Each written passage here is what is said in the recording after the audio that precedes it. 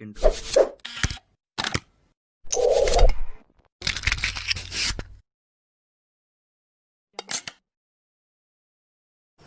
Hello friends, welcome to my channel. मेरा नाम है मोहम्मद रिजवान। जैसा कि मैंने आपको लास्ट वीडियो में बताया था कि मैं एमएसएन के टॉपिक्स को लेकर मैं एक्सप्लेन करूंगा, तो मैं आज एक टॉपिक को सिलेक्ट किया है जिसका नाम है peptic ulcer disease.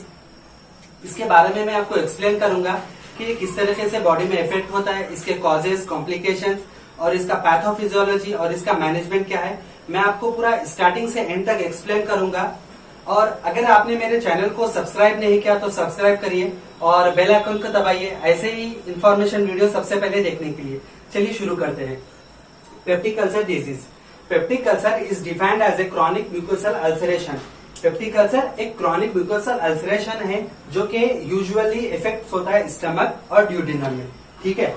The peptic ulcer is developed in the stomach is called gastric ulcer. अगर पेप्टिक अल्सर डेवलप होता है स्टमक में उसको कहते हैं gastric ulcer. The peptic ulcer developed in the duodenum is called duodenal ulcer. Same here is, अगर peptic ulcer develop होता है ड्यूडेनम में तो उसको कहते हैं ड्यूडेनल अल्सर। ठीक है, तो ये था इसका डेफिनेशन। अब इसके बाद मैं आपको एक सैंपल बताऊंगा डायग्रामेटिक प्रेजेंटेशन के साथ।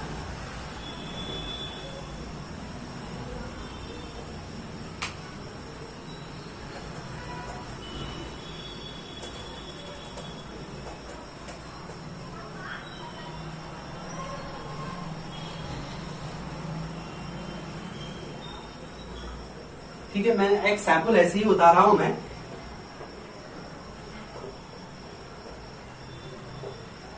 ठीक है, ये है upper part of the stomach, opening part of the stomach is called, यहाँ पे इसको कहते हैं एसोफेगस। ठीक है, और यहाँ पे and part of the stomach, यहाँ से इंटेस्टाइन अटैच होता है स्टमक को, इसको कहते हैं ड्यूडेनम। और इसका upper portion of the stomach is called fundus. ये बॉडी आता है, ये पाइलोरिक आर्टरियम, पाइलोरिक कैनल, यहाँ पे आता है कार्डियक नर्व। ये तो स्टमक के पार्ट्स हो गए। अब यहाँ पे गैस्ट्रिक अल्सर कहाँ पे डेवलप होता है वो मैं आपको शो करूंगा। यहाँ पे आमतौर पे यहीं पे ऐसा होता है।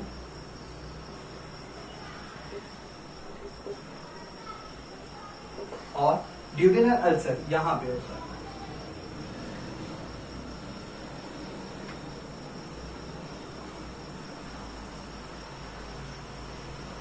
ठीक है फ्रेंड्स, अगर किसी को गैस्ट्रिक अल्सर हुआ तो middle part of the stomach, अगर किसी को ड्यूडेनल अल्सर हुआ तो and part of the stomach जो कि इंटेस्टाइन से अटैच होता है, स्मॉल इंटेस्टाइन से।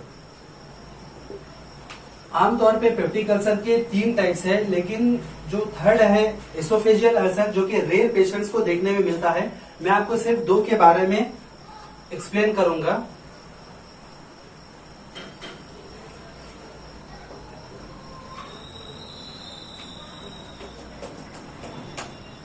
ठीक है, 2 टाइप्स के होते हैं।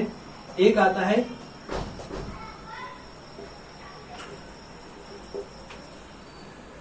गैस्ट्रिक अल्सर और सेकंड आता है ड्यूडेनल अल्सर। ठीक है, ये इसके 2 पार्ट्स है, गैस्ट्रिक अल्सर और ड्यूडेनल अल्सर। गैस्ट्रिक अल्सर क्या है? Gastric ulcer is a breaking of mucous membrane of stomach due to some injuries. For example alcohol, ज्यादातर अल्कोहल लेने की वजह से होता है, या एस्पिरिन या एनएसएड। एनएसएड तो आप सभी जानते हैं, non steroid anti inflammatory drug is used for minor pain. ये माइनर पेन के लिए यूज किया जाता है इसके drugs, not for a major pain. ठीक है, उसके बाद duodenal ulcer. Duodenal ulcer commonly होता है हाइड्रोक्लोरिक एसिड के जो सिक्रेशंस होते हैं वो लेवल इंक्रीज हो जाने की वजह से, HCl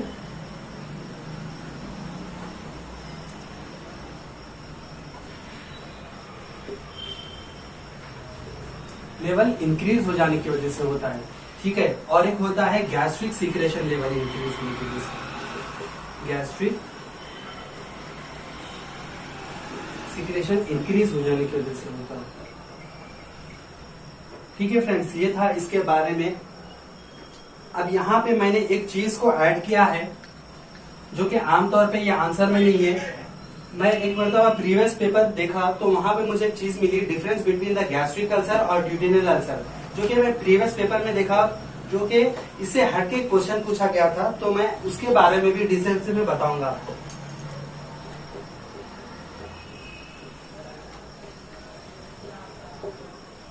यहाँ पे गैस्ट्रिक अल्सर और यहाँ पे ड्यूडेनल अल्सर, ठीक है।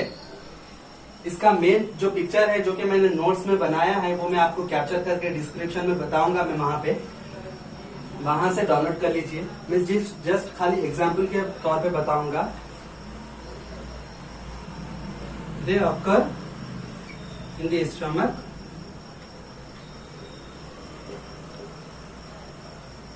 ये स्टमक में होता है गैस्ट्रिक अल्सर, और यहाँ पे देकर इन दी ड्यूडेनम। यहाँ पे पेन स्टार्ट होता है जस्ट आफ्टर टेकिंग फूड। जैसे ही आप कुछ डाइट लेते हैं, चाहे वो लिक्विड डाइट हो चाहे वो सॉफ्ट डाइट हो, जैसे ही आप डाइट लेते हैं तो पेन स्टार्ट होता है। Pain start just taking of food, ठीक है। यहाँ पे क्या होता है, पेन जस्ट स्टार्ट, जैसे ही आप डाइट लेते हैं तो पेन स्टार्ट हो जाता है, क्योंकि स्टमक में आपको यहाँ पे गैस्ट्रिक अल्सर है, तो आपको वहां पे बर्निंग सेंसेशन भी हो सकती है। और यहाँ पे ड्यूडेनल अल्सर में क्या होता है, जैसे ही आप डाइट लेते हैं जो भी, तो वहां पे 2 से 4 घंटे के बाद आपको पेन यहाँ पे शुरू होता है, 2 to 4 hours of taking food, ठीक है। यहाँ पे ये होता है। और यहाँ पे पेन होता है in left epigastric region, left epigastric, ठीक है। यहाँ पे पेन होता है लेफ्ट एपिगैस्ट्रिक रीजन में, और यहाँ पे पेन होता है राइट एपिगैस्ट्रिक रीजन में। यहाँ पे आमतौर पे जैसे ही आप जो भी डाइट लेते हैं, वॉमिटिंग्स विद ब्लड होती है, आपकी जब भी वॉमिटिंग्स होती है तो आप उसमें से ब्लड आता है। यहाँ पे स्टूल विद ब्लड, जो भी आपको जब भी डाइट लेते हैं तो आपको जो 2 to 4 hours of taking food, जैसे ही पेन स्टार्ट होता है तब आपको ब्लीडिंग होना शुरू होती है विद स्टूल के साथ। यहाँ पे क्या होता है, गैस्ट्रिक अल्सर में जैसे ही जो भी आप डाइट ले रहे हैं तो जाहिर सी बात है वॉमिटिंग्स हो जा रहे हैं आपको, तो कुछ आपके पास डाइजेशन प्रोसेस हो रहा है नहीं, तो यहाँ पे कुछ नहीं होने की वजह से यहाँ पे वेट लॉस होने के चांसेस होते हैं। यहाँ पे वेट लॉस होते हैं, यहाँ पे वेट लॉस नहीं होता है। यहाँ पे क्या रहता है, मैलिग्नेंसी कॉमन नहीं होता।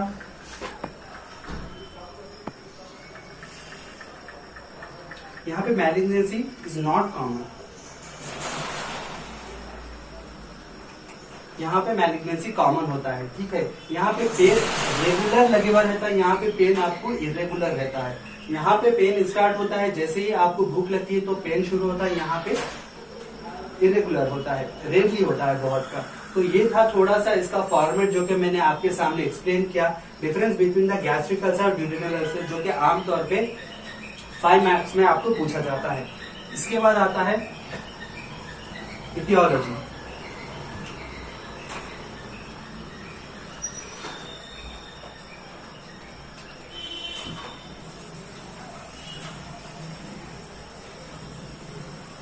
ठीक है, इटियोलॉजी को आप कॉजेज भी कह सकते हो।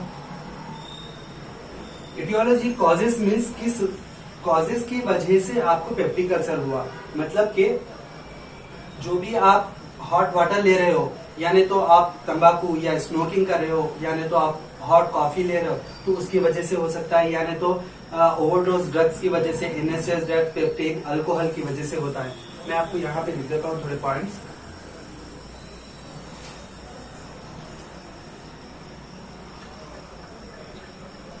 अल्कोहल, इनसेट, हेरिडिटी की वजह से भी होता है यहाँ पे, ठीक है, हेरिडिटी। और इसका exact cause is unknown, exact cause unknown है, क्योंकि इसको ये पेप्टिक अल्सर किस वजह से हुआ वो पता नहीं लगा सकते।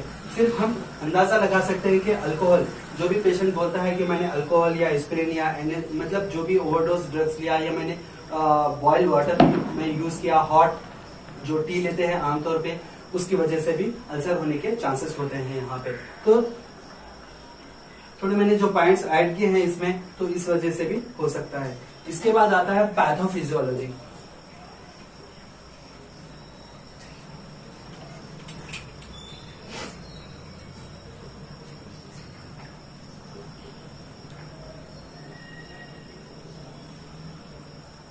ठीक है, पैथोफिजियोलॉजी आमतौर पे ड्यू टू एटियोलॉजिकल फैक्टर की वजह से होता है।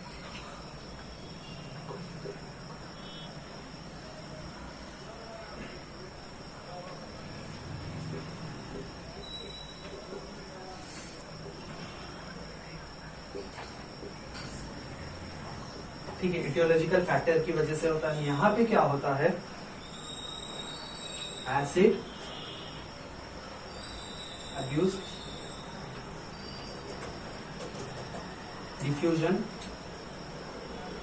Into the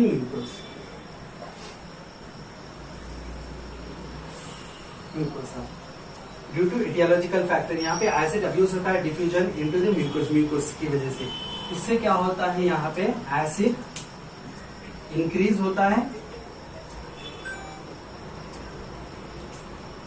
end pepsin release होता है। ठीक है, एसिड इंक्रीज और पेप्सिन रिलीज जैसा ही होता है तो यहां पे डिस्ट्रक्शन होते हैं ब्लड वेजल्स में।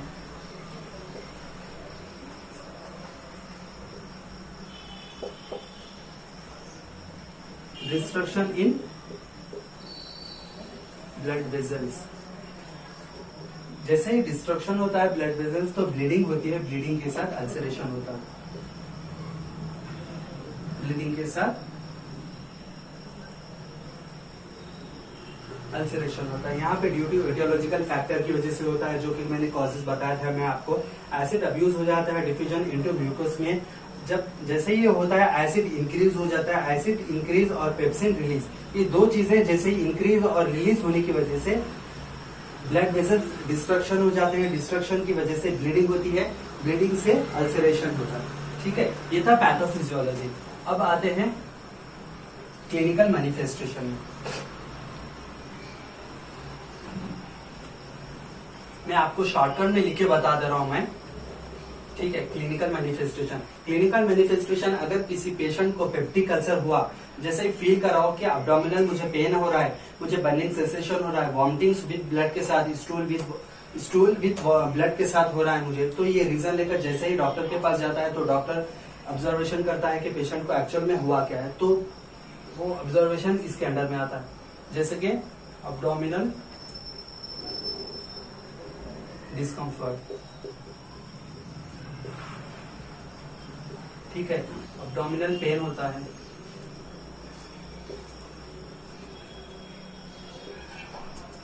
अब्डोमिनल पेन होता है और उनको नोजिया, लॉस ऑफ एपिटाइट, ठीक है, loss of appetite, vomitings with blood,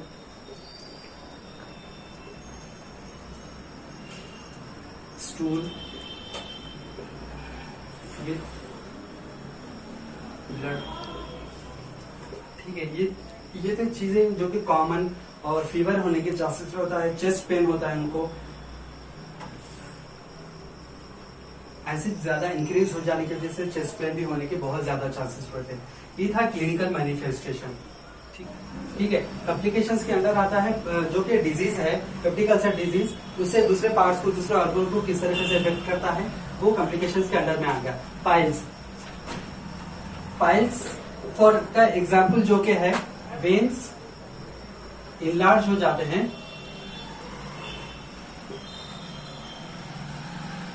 in the rectum and anus. Veins enlarge हो जाते हैं in the rectum and anus. जब भी बैठने की कोशिश करता है तो उसको पेन स्टार्ट होता है वहां पे रेक्टम में और एनस की तरफ, तो ये कॉम्प्लिकेशंस के अंडर में आते हैं। इसके बाद आता है मैनेजमेंट।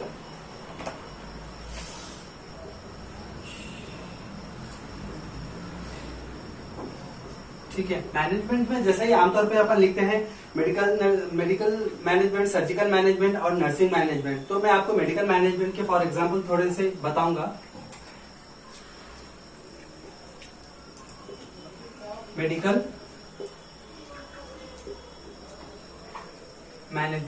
मैनेजमेंट के अंडर में आता है जो भी डिजीज पेशेंट को है उसको देख के जब डॉक्टर प्रिस्क्राइब करता है, मेडिकेशन देता है, वो पूरा कंप्लीटली मेडिकल मैनेजमेंट में आता है। जो भी प्रिस्क्राइब करता है डॉक्टर, मेडिकेशन हो, टैबलेट्स हो, इंजेक्शन हो, सिरप्स, जो भी वॉट एवर इट इज, तो पूरा इसके अंडर आता है। ठीक है, फर्स्ट आता है, अब जैसा ही आमतौर पे पेप्टिक अल्सर डिजीज है, एसिड फॉर्म हुआ तो एंटासिड तो देते हैं आमतौर पे, तो उसका फॉर एग्जांपल है प्रोटोन पंप इनहिबिटर। ठीक है, प्रोटोन पंप इनहिबिटर का प्रोटोन पंप इनहिबिटर का एग्जांपल मुझे कमेंट करके बताइए। मुझे पता है आपको मालूम है, तो इसका कमेंट करके मुझे बताइए। ठीक है, इसके बाद आता है H2 receptor blocker. H2 receptor blocker का फॉर एग्जांपल है रैनिटीराइन, जो कि रैंटैक जो कि बोलते हैं 150 ग्राम में मिलता है, आपको mg में मिलता है। इसका मैं एग्जांपल लिख देता हूं, ओमिप्राजोल। और नेक्स्ट एग्जांपल एक दो दिन आप मुझे कमेंट करके बताइए।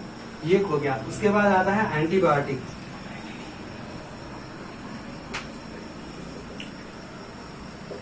ठीक है, एंटीबायोटिक्स आमतौर पे डिपेंड करता है पेशेंट के डिजीज के ऊपर, पेशेंट की कंडीशन के ऊपर। अगर इम्यून सिस्टम वीक रहा, अगर आप दे रहे हैं यहाँ पर एंटीबायोटिक ज्यादा पावर का, जैसे 1.5 ग्राम, 2 ग्राम या 4.5 ग्राम मेरोपिनम जैसे इंजेक्शन अगर दिए तो बर्निंग सेंसेशन होता है इन द यूरिन में। ठीक है, आमतौर पे देते हैं इनको अमॉक्सिसिलिन या नहीं तो क्लैरिथ्रोमाइसिन। ठीक है, अमॉक्सिसिलिन आमतौर पे आपको 250 और 500 mg में मिल जाता है मार्केट में। तो ये था इसका मैनेजमेंट, जो कि आमतौर पे डॉक्टर प्रिस्क्राइब करते हैं। प्रोटीन पंप इनहिबिटर बोले तो ओमिप्राजोल होता है, पैंटोप्राजोल होता है। ठीक है, ये एसिडिटी के लिए यूज किया जाता है। Same acidity H2 receptor blocker ranitidine है, रैंटैक, जो कि ये भी सेम एसिडिटी के लिए यूज करते हैं। इसमें यहाँ पे क्या होता है, रैंटैक जो कि यूज करते हैं चेस्ट पेन बहुत ज्यादा है जाने की वजह से भी आमतौर पे ये दोनों भी इस्तेमाल में लिया जाता है। ये एंटीबायोटिक है अमॉक्सिसिलिन और क्लैरिथ्रोमाइसिन, जो कि आमतौर पे एंटीबायोटिक जो बैक्टीरिया रहते हैं उसको बॉडी में किल करने के लिए इस्तेमाल किया जाता है। जो भी इन्फेक्शन होता है, जो भी बैक्टीरिया ग्रोथ होते हैं बॉडी के अंदर, उसको किल करने के लिए ये यूज किया जाता है। इसके बाद आता है सर्जिकल मैनेजमेंट।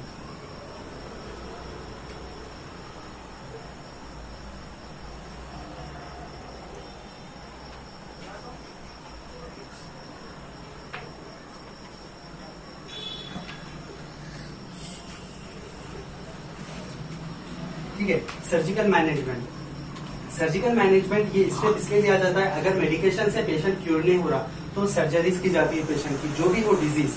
अब मैं यहाँ पेप्टिक अल्सर डिजीज के बारे में एक्सप्लेन कर रहा हूँ, तो सर्जिकल मैनेजमेंट के बारे में कुछ स्टेप्स बताऊंगा मैं आपको। यहाँ पे पहले आता है वेगोटोमी। यहाँ पे टोमी मीन्स, यहाँ पे लिख देता हूं मैं, टोमी के माने आते हैं रिमूव या cut any part of the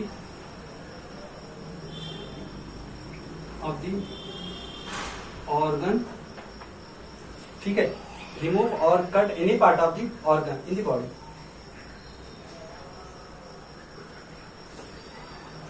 Tommy means remove और cut any part of the body in the body.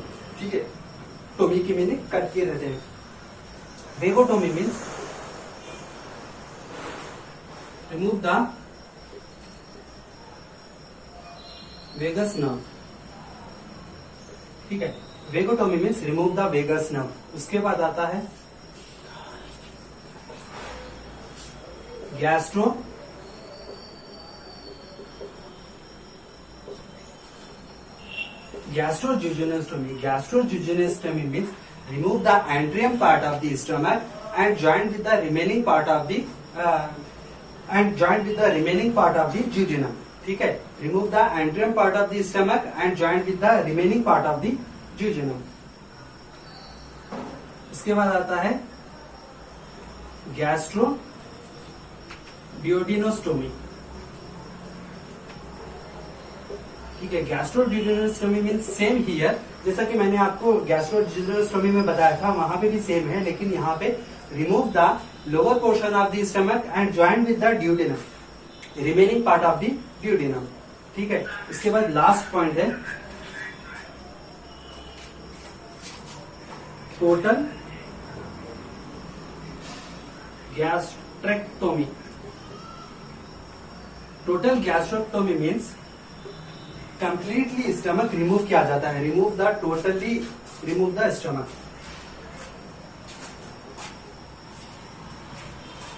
Totally remove the stomach. ठीक है, तो ये था इसका थोड़ा सर्जिकल मैनेजमेंट जिसका मैंने एक्सप्लेन किया था स्टेप बाय स्टेप.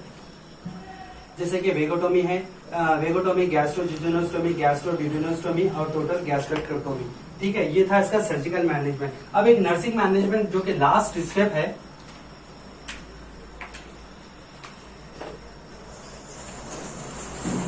मैनेजमेंट के अंदर लास्ट वन है नर्सिंग मैनेजमेंट.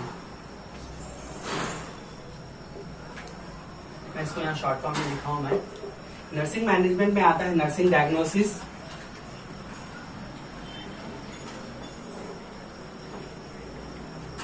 ठीक है, नर्सिंग डायग्नोसिस और नर्सिंग केयर प्लान.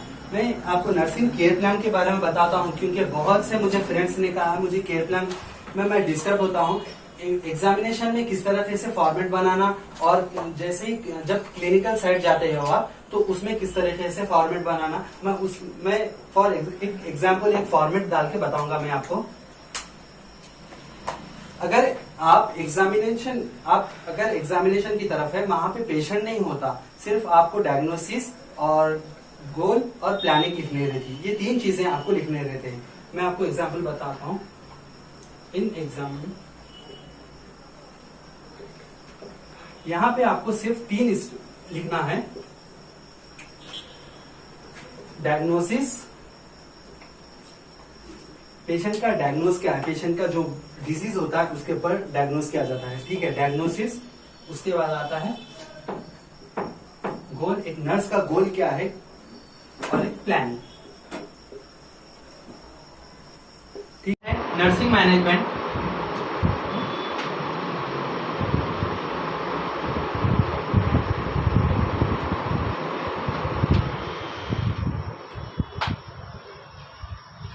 ठीक है, नर्सिंग मैनेजमेंट के अंदर दो फॉर्मेट आते हैं जो कि आमतौर पर हम फॉर्मेट बनाते हैं. एक क्लिनिकल साइड होता है, एक एग्जामिन साइड होता है. क्लिनिकल साइड हमें पूरा कंप्लीट फॉर्मेट बनाना होता है क्योंकि वहां पे पेशेंट होता है, उसका असेसमेंट, डायग्नोसिस, गोल, प्लानिंग, इम्प्लीमेंटेशन, एवैल्यूएशन भी लिखना होता है. यहाँ पे सिर्फ एग्जाम में सिर्फ आपको पेशेंट नहीं होता तो इसलिए असिस्ट नहीं कर सकते आप पेशेंट को. तो सिर्फ डिपेंड करता है डिजीज के ऊपर आप बनाते हैं डायग्नोसिस, गोल, प्लानिंग के साथ. तो मैं सिर्फ आपको क्लिनिकल साइड का एक फॉर्मेट बना के बताता हूं मैं आपको. पहला आता है असेसमेंट. ठीक है, उसके बाद नेक्स्ट आता है डायग्नोसिस, उसके बाद आता है गोल, उसके बाद आता है प्लानिंग. ठीक है, उसके बाद आता है इम्प्लीमेंटेशन,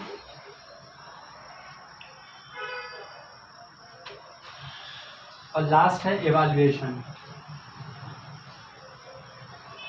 ये हो गया क्लिनिकल साइड का फॉर्मेट जो कि आमतौर पे हम कार्डियक सिस्टिकुलेशन केयर प्लान लिखते हैं ना, तो ये केयर प्लान है जो कि हम क्लिनिकल साइड लिखा जाता है आमतौर पे. यहाँ पे असेसमेंट में यहाँ पे ऑब्जेक्टिव आता है,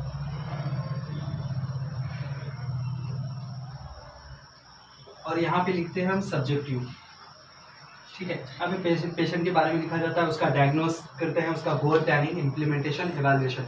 ये था क्लिनिकल साइड। अब मैं आपको एग्जामिन साइड बताऊंगा, क्योंकि वहां पे पेशेंट नहीं होता इसलिए अपन असिस्ट नहीं कर सकते। सिर्फ आपको वहां पे डायग्नोसिस, गोल, प्लानिंग लिखना होता है। डायग्नोसिस जो कि डिपेंड करता है डिजीज, जो भी डिजीज का क्वेश्चन आता है आपको उसमें डायग्नोसिस लिखना, उसके बाद गोल, उसके बाद प्लानिंग लिखना रहता है यहाँ पे। तो मैं आपको यहाँ पे आता है फर्स्ट डायग्नोसिस,